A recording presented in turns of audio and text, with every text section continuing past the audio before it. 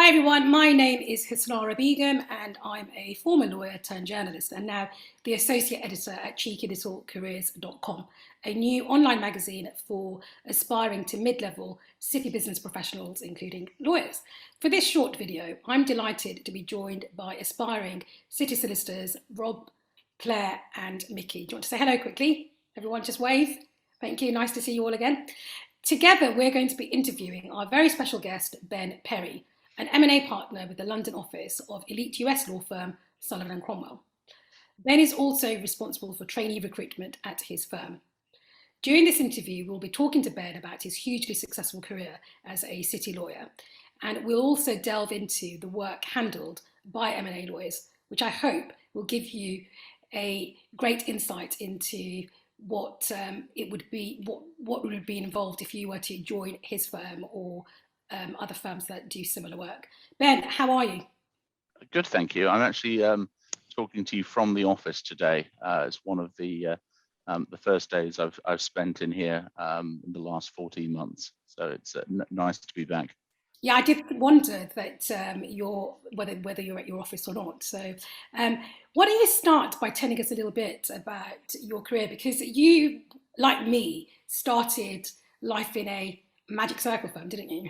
That's right. It's now a long time ago. So I trained and qualified at Clifford Chance. I was an associate in their private equity practice for just under 18 months post-qualification. But what I found at that time was actually that associates were quickly asked to become very specialized, and all of the opportunities that I sort of felt that I joined a large firm for weren't really available, because the career path was, towards ever increasing specialization. So around now, sort of 1999, 2000, I started looking at other opportunities, and it was at the time when S&C and other US law firms in London were first recruiting for English qualified lawyers. So I went for some interviews, answered actually an advert in a hard copy edition of The Lawyer, which is something you wouldn't really do these days. Went for interviews like the people I'd met and joined as an associate now, coming up to 21 years ago. So in the summer of 2000, and I've been here ever since. Thank you for making me sound old, by the way. Anyway, look, let's go over to Mickey, because I know that he had some questions about your London office, and more specifically, to help students tackle one of the biggest questions that they struggle to answer, which is telling firms apart. Go on, Mickey, over to you. Hello, Ben. I was just wondering, how does S&C differentiate itself from the other New York headquartered firms in London? Thanks, Mickey, and that's a very good question. I think the where we see ourselves as being different from other US firms, as well as the vast majority of UK firms, is we look to our lawyers to be truly multidisciplinary at all levels, and we champion that approach because we think it makes us better lawyers and better serves our clients. But I would contrast that with what I said before, which was, I was in a large UK firm, and the career path was becoming specialized, and in one sense I always regretted that at the point of qualification I had been forced to make a choice between two practice areas, and there was never any option or ability to actually do work from both practice areas, and I always felt that was something I'd missed out on. So when the job came up here, and it was clear that actually the lawyers in the transactional practice could and were expected to work across lots of different practice areas, that was something that really appealed to me. Thank you. And Mickey, did you have a question about training contracts as well, and how that works at Sullivan? Yeah, could you just talk the audience through how the training contract is structured at Sullivan Cromwell? Sure. I mean, in summary, it's really not that much different to the vast majority of firms. One of the good things about starting your own trainee program from scratch, as we did, is we were actually able to sit down and have a really good think about how we wanted to do it. And we did. I know there's at least, well, I think it's at least one firm that for the last sort of 20 years has had a non-rotational training contract, and we did give that some thought. But ultimately, what we thought made most sense is the rotational model where you spend time in different practice areas. The one thing I think nobody is proprietorial or territorial about trainees when it comes to the senior lawyers and supervisors. So actually, if there's a good opportunity to work on something and it needs trainee resource and it's an M&A deal, you could be working on that even if you're doing a capital market seat or a finance and restructuring seat, for example. The one slight difference that we have, and we put this in place to accommodate overseas seats, is we generally have people do 5 seats rather than 4. So it tends to be 2 in the first year and 3 within the second year, and that allowed, with a view to again the sort of multidisciplinary approach on qualification, it allowed people to spend time in at least 3 different transactional practice areas in London, plus a seat overseas as well.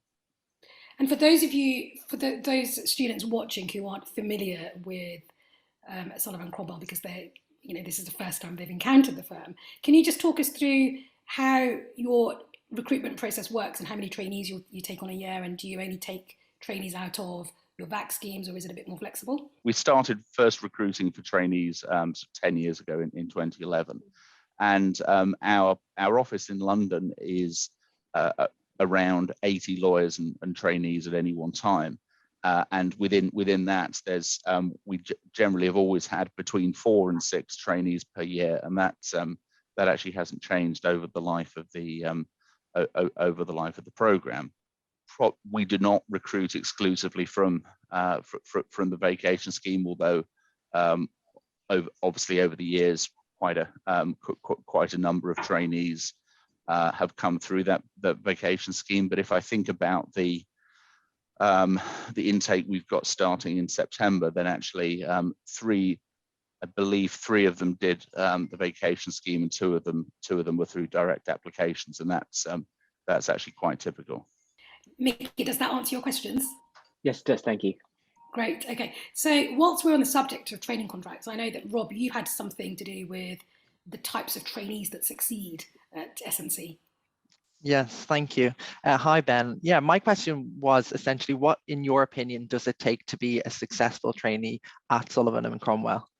You have to be someone who looks to take responsibility and to get on. So there are lots of words that are used, things like self-starters, intellectually curious, and so on. All of those are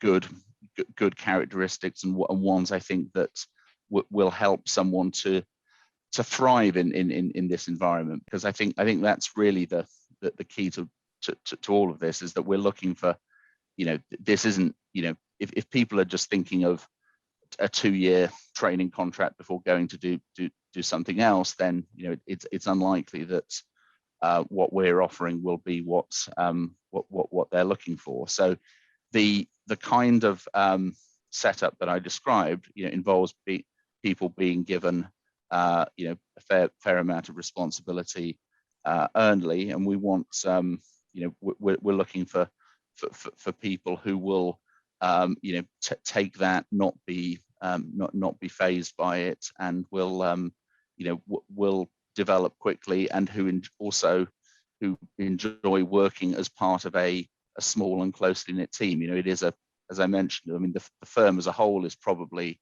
in the region of 800 lawyers, and there's about 80 in London. Obviously, that's very differently configured to some of the other firms out there. So I think what I found over the over 10 years now of doing trainee recruitment is students are now very knowledgeable, increasingly discerning, and really the people who apply to us have kind of or quite often already decided that that's what they're looking for, and they're not looking to be part of a larger trainee intake, for example. So, thank you. That's really helpful.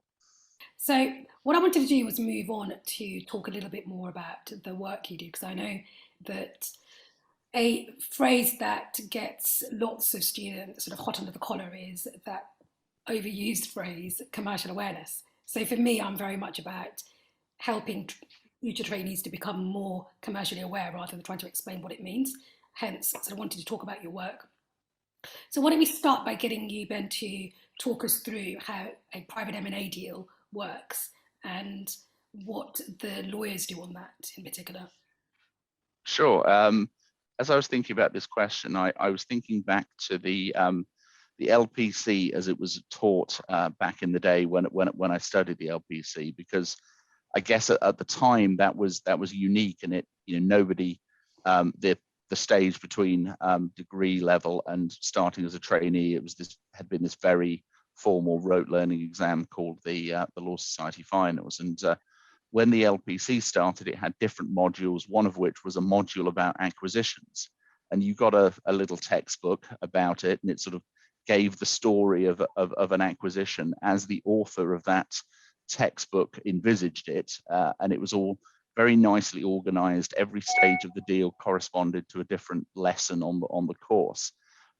What I've realized after sort of more than 20 years of practice is almost the way in which that book presented itself, and you know, how it took you through the different stages of a deal was very arbitrary, and almost no deal that I've worked on during that time evolved like the book said it would.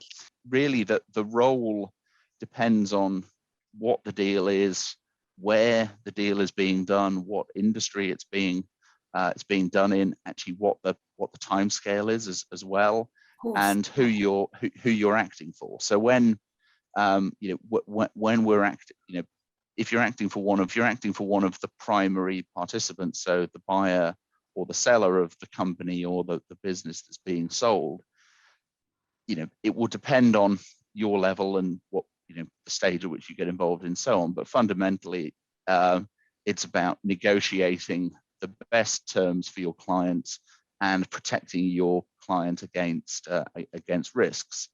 And the different work streams or the different tasks tend to fall out of that. So for a buyer, there's always a process of due diligence, so an investigation of the company and what it's been doing and whether there are any liabilities or problems. The counterpoint to that on the that is then underpinned by provisions in the contract known as warranties. The counterpoint to that, if you're working on the sell side, you will probably be involved both in preparing those warranties and in working with the company that's being sold to prepare the disclosures against those warranties. So there's a lot of different things, but fundamentally it all comes down to, you know, actually it's about negotiation of terms and allocation of risk, I think. What's a warranty, Ben? A warranty is you know, it's a promise. It's a statement that you know, a certain state of facts exist, and a breach of that promise you know, gives rise to a claim in damages. Thank you. And where would they feature? I'm assuming in the share purchase agreement, which is the main document that governs the sale. Yes, that's right. I mean, for a law student watching this, I'm afraid most of a career in a commercial law firm comes down to contract law, and that is the single most important course that you will take during your time as a student. But you know, a share purchase agreement or an asset purchase agreement, it is a type of, you know, it is a contract. It is the contract where the buyer agrees to buy and the seller agrees to sell, and they define what's being sold, the promises and undertakings that come with that, the rights to you know, to terminate the deal, what happens for the deal to complete, and you know, lots of other things besides that as well. And you mentioned due diligence. I have mixed memories of due diligence. What really stood out for me when I was a corporate lawyer back in the day was being in a room full of lots of documents in ring binders, and we had to go through them to look for sort of the hidden nasties, I guess, the things that you might, as a purchaser, seek a warranty on. How does DD work now in the virtual world? Because I'm assuming everything is now electronic. It certainly is online. I have similar memories to you. I think my most acute memory is actually when I was actually on secondment as a trainee in Germany, and there was a cross-border deal involving the sale of a military business, and my firm was acting for the sellers, and we were actually some of the contracts were so sensitive that they couldn't be let out of the premises to a law firm. So I had to go and set up a data room in a secure location in the middle of nowhere in Germany. So that was, it was very, and then people came in and you were given set hours to look through the documents. Everything like that is now online and probably has been online for at least a decade. That brings its own challenges. One of the great frustrations is sometimes when people set these, for people like me who like to print documents, quite often these virtual data rooms, as they're called, are set up without the print function or the download function being enabled. So you sit there in front of a screen looking at one page at a time. But that's been more broadly, technology just affects the way that deals are done, and things are done quicker than they were in the paradigm of the LPC textbook in the mid-90s as well.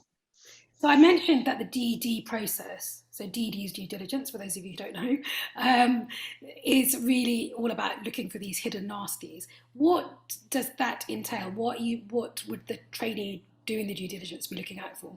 Predominantly, you are reviewing documents that have been placed there.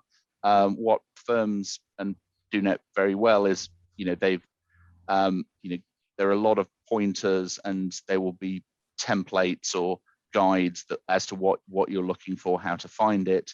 Some clients, particularly sort of corporate clients rather than financial investor clients, also, when they're thinking as much about integration as well as due diligence. So they're thinking, I'm buying this business and I've got to integrate it to my organization. So actually, when you're working with those clients sometimes, and particularly with US clients, there's actually a lot of work done just summarizing documents, because they actually like that, and they refer to those summaries long after the deal has completed. But you're working, normally as part of a team. Work will be divided up. Everybody will get so much to look at. Senior lawyers will look over and ask questions about what you've done, and ultimately that all gets written up into what's called a due diligence report, which you then go through with the clients. The most important section is the key risks or the key issues section, and that's where senior lawyers get involved, because they're making the judgments as to what's material and what's not, and discussing with the client what actions you will take to address those risks, and how the risk should be allocated in the contract. Other than, so you've got the DD report, you've got the share purchase agreement, any other documents or any other bits of jargon that you might want to share with the students just to help them? I mean, lots and lots. There's I mentioned this just because one of our knowledge management lawyers has just finished giving a training session to our trainees about this type of document, and I listened in on it, and it's called a transitional services agreement.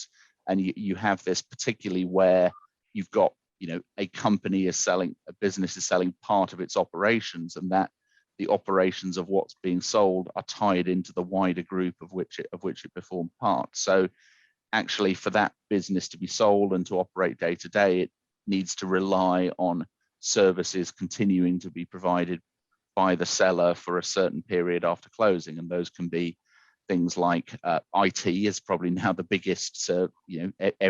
Every company has central servers. You can't just take people off those servers on day one. The transfer of data, central functions like finance, HR, legal, for example. Quite often there'll also be access to premises as well if people are not moving, physically moving locations on day one, or if the whole of the people who work in an office or on a site and are not transferring. And actually, though, that's something where lawyers will get involved a lot, and it's a very important document because it deals with how the business that's being acquired is going to be up and running on the first day after the acquisition completes. I think, Claire, you had some questions about Ben's work, haven't you? I wanted to ask you about what your deal highlight has been this year.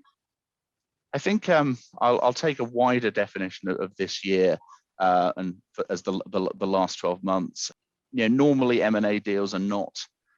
They can be done relatively quickly. Normally it's a matter of months. But at the end of October last year, we completed a deal that I'd worked on for over a year, which was the acquisition for a US client called Spirit Aerosystems of the Shorts air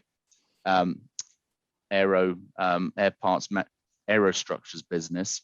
And Shorts is actually the biggest employer in Northern Ireland. There were also operations in the US and Morocco, and that deal was being done against the backdrop of COVID, and in particular COVID's effect on the aviation industry. So it was a long-running deal, and one where it was a pleasure to work with the client and the client's team on that, and that they were very happy when it completed. So I mean, it's really interesting to hear about the cross-border element as a law student. It's something that I want to be involved in, and I'm sure all the audience does too.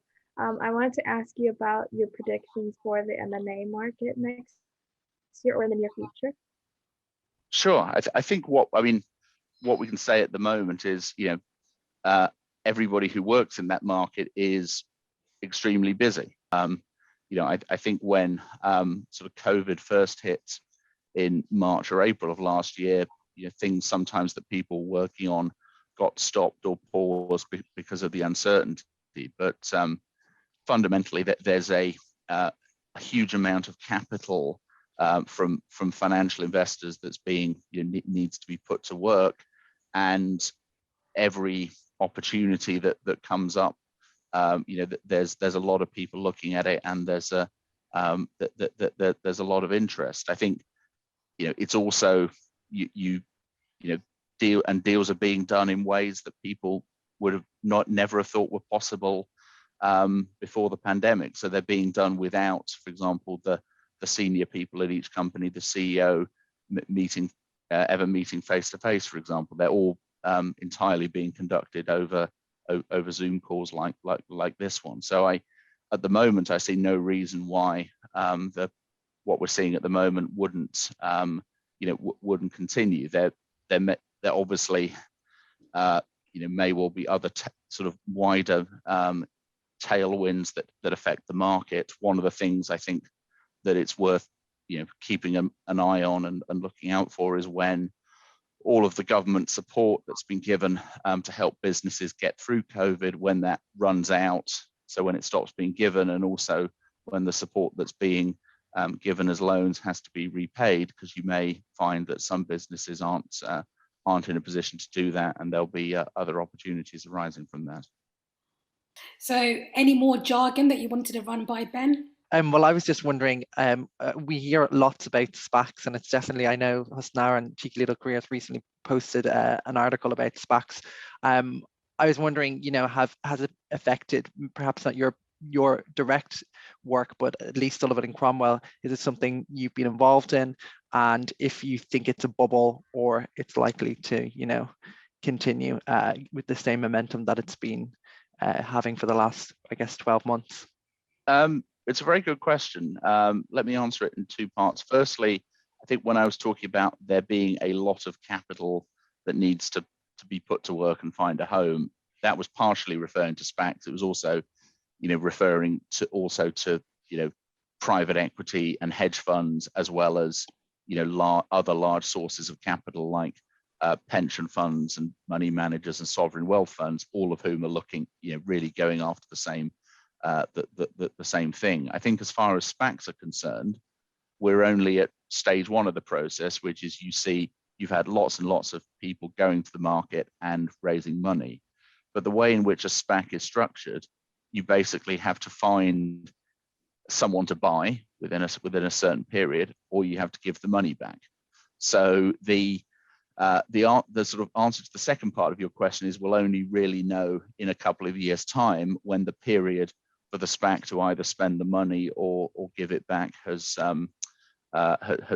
expired. But at the moment there doesn't seem to be any shortage of people coming to market. The one thing to mention is obviously that none of those people coming to market to raise the money has not been happening in the UK, because as you may know, the UK's rules currently didn't allow a deal to be configured in the way that SPAC deals had been done in the US. Now, the Financial Conduct Authority is in the process of changing those rules, but the consultation has only gone out. So, we'll have to see in a few months what happens, what they bring in, and whether or not that was actually too late.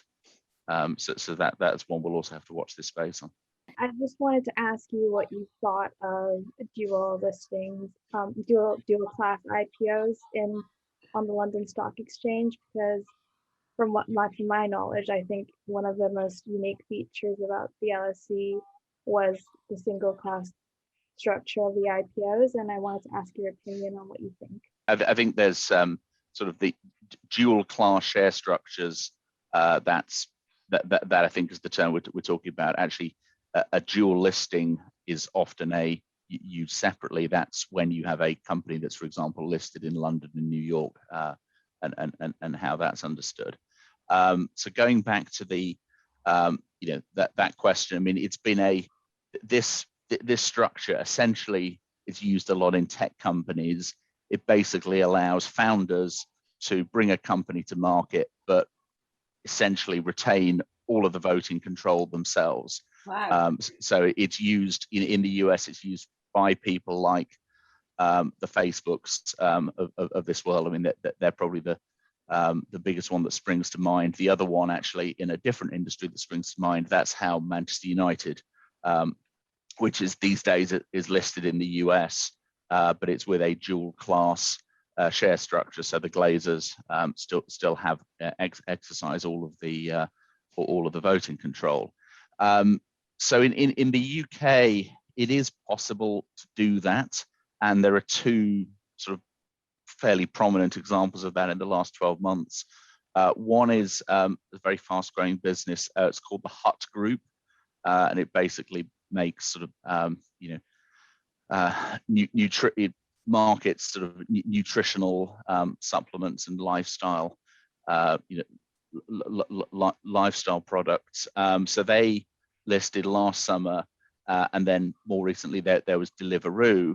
The way, again, it'll be part of this consultation that Husnara mentioned around changing the rules, because of the way that they're configured. Those companies, they're currently not. They've gone for what's called a standard listing. So the shares are traded, but it's not the other type of listing, which is a premium listing, which is what you need to get into the big stock market indices like the FTSE 100. So people have been doing it, but they've been doing it, essentially having to go for a standard listing. And I think one of the purposes of the proposed reform is to, when a fast-growing company like that comes to market, it's often a competition between different business centers as to where that company is going to have its primary listing. So it may be between London, New York, or one of the European markets as well. And so the way in which the government has been seeing this is that reforming that aspect of the rules is part of ensuring the competitiveness of the UK and trying to attract those fast-growing companies to list in the UK. I'm afraid we're out of time, but I just again wanted to thank you, Bennett, for your contribution. Really, really helpful in terms of commercial awareness, and also great to find out a bit more about S&C's London office. So I'm going to bid you farewell. Students, if you want to say thank you as well, that'd be lovely. Thank you. Thank you. Yeah, thank you so much. Thank you everyone for having me. It's been a pleasure.